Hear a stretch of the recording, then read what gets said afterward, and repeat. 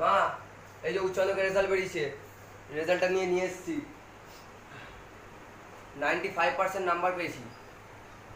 তো বন্ধুরা, আমি উচ্চ মাধ্যমিকে 95% নাম্বার পেয়েছি। আমার এই সাফল্যের পিছনে এই প্রশ্নবিচিত্রা, উচ্চ মাধ্যমিকের প্রশ্নবিচিত্রার অবদান খুবই অনস্বীকার্য। আজ 17 তারিখ, তো উচ্চ মাধ্যমিকের রেজাল্ট বেরোবে আজকে। তো